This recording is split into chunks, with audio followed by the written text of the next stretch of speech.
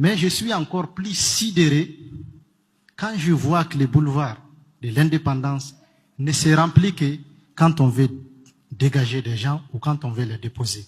Mais quand il y a les vrais problèmes du pays, quand des centaines et des centaines de Maliens se font massacrer au centre, se font massacrer au nord, vivent dans les incertitudes ici, je ne vois pas les mêmes engouements. Je ne vois pas la même mobilisation. Je n'ai pas ce sentiment que ces Maliens, c'est-à-dire, sont solidaires de leurs compatriotes qui meurent à longueur de journée. Aujourd'hui, nous, notre pays connaît une crise humanitaire sans précédent. Elle ne touche pas qu'une communauté, elle ne touche pas qu'une partie du pays. Mais tous ces grands chefs, qu'ils soient politiques, qu'ils soient religieux, qu'ils soient intellectuels, qu'ils soient hommes d'État, ils sont où? Pourquoi ils ne parlent pas? Pourquoi c'est quand on veut juste déposer un pouvoir qu'on va au boulevard de l'indépendance? Pourquoi on ne va pas là-bas pour dénoncer les vrais maux qui touchent nos populations et notre société?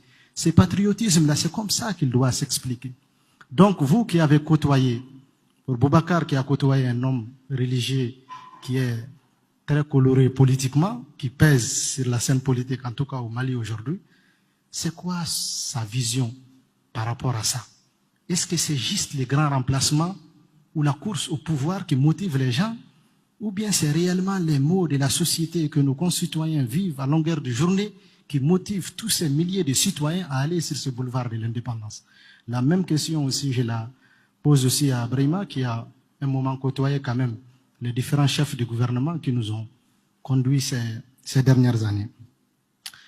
Ma dernière question, c'est par rapport à la vision, c'est-à-dire, c'est quoi la vision même que nous avons pour notre pays aujourd'hui? Parce que moi, j'ai comme l'impression qu'on n'est que dans la restauration. On veut restaurer les Mali de Modibo Keïta, les Mali de Moussa Traoré, les Mali de Amadou Toumani Touré, les Mali de Alpha Oumar Konaré, les Mali de Ibrahim Boubacar Keïta. Mais si tous ces régimes avaient marché, est-ce qu'aujourd'hui, nous serons dans cette situation? Si réellement on avait trouvé l'équilibre, qu'on avait réglé cette équation qui permet à tous les citoyens maliens de vivre normalement et que leurs droits élémentaires et fondamentaux soient respectés, est-ce qu'aujourd'hui on serait dans cette situation dans laquelle nous sommes, qui nous oblige chaque jour à inventer des nouveaux vocabulaires?